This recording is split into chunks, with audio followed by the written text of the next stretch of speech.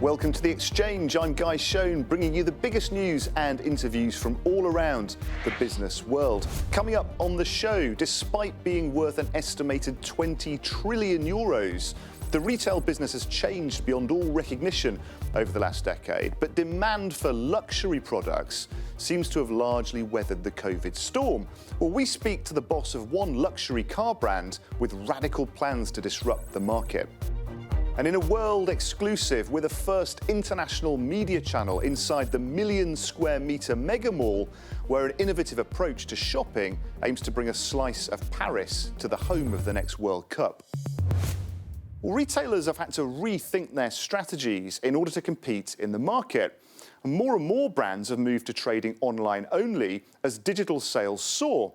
Well, the market for luxury goods have been busy playing their own part in the retail revolution. Luxury goods have enjoyed over a decade of growth, with recent estimates valuing the sector at $380 billion. High-end brands haven't come through the COVID crisis entirely unscathed, though, dropping between 25% and 45%.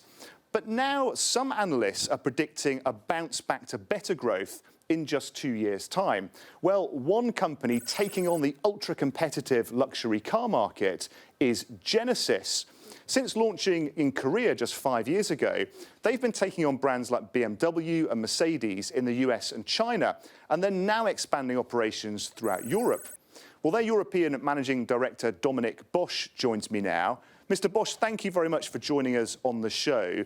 So why are luxury brands proving so resilient then? Are they getting the balance right between physical customer service and online strategies? Obviously, I think that the pandemic has changed consumer habits.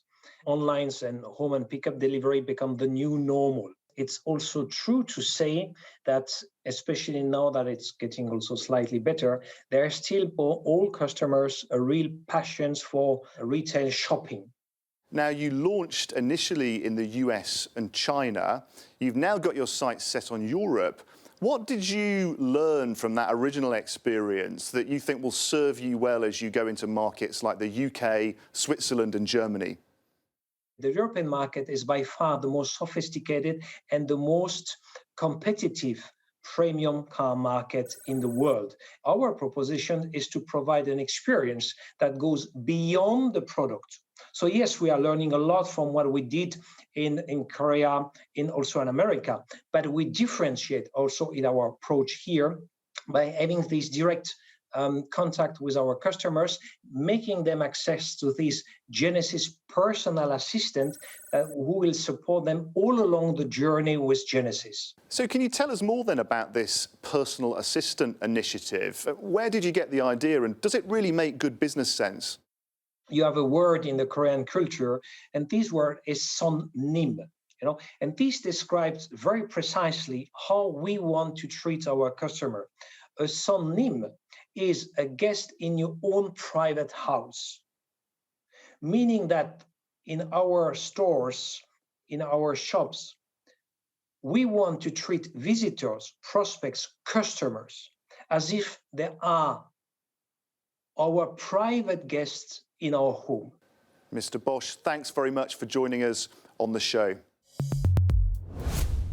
Have you heard of the term phygital?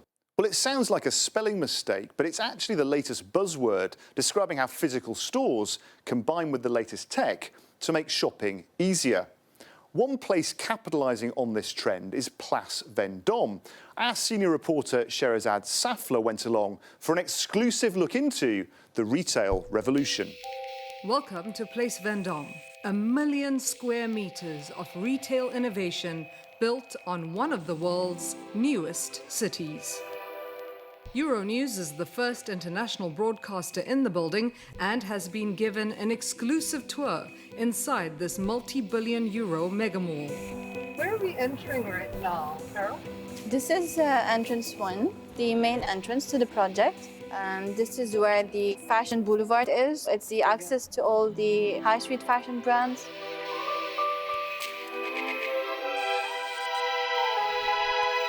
This rotunda is inspired by the Grand Palais in Paris.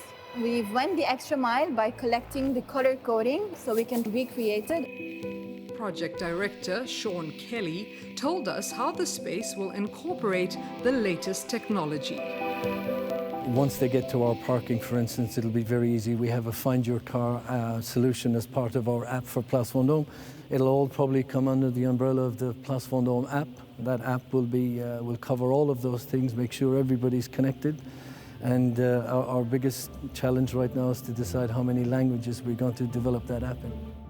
When supermalls like these set up in challenging climates, they have to be extra innovative.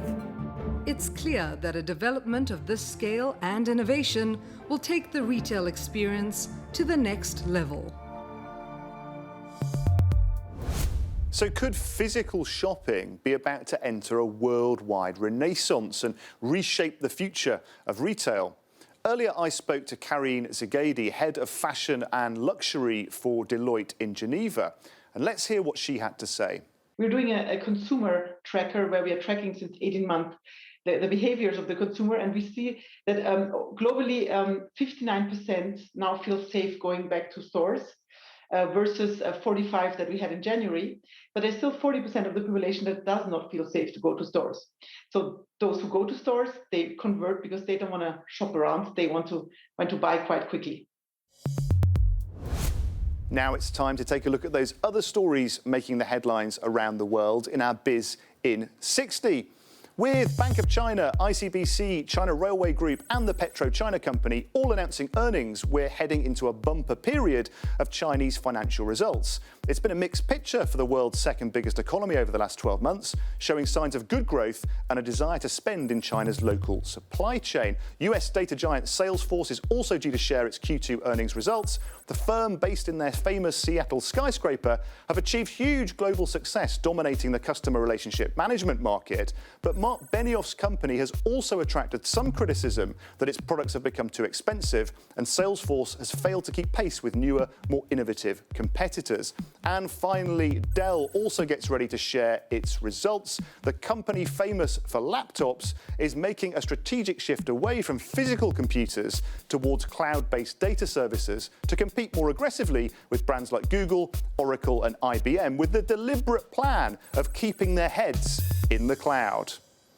Well, that's all we have time for on this edition of the show. Thanks for watching. Please do check out euronews.com for all your latest business news, and join us again next time on The Exchange.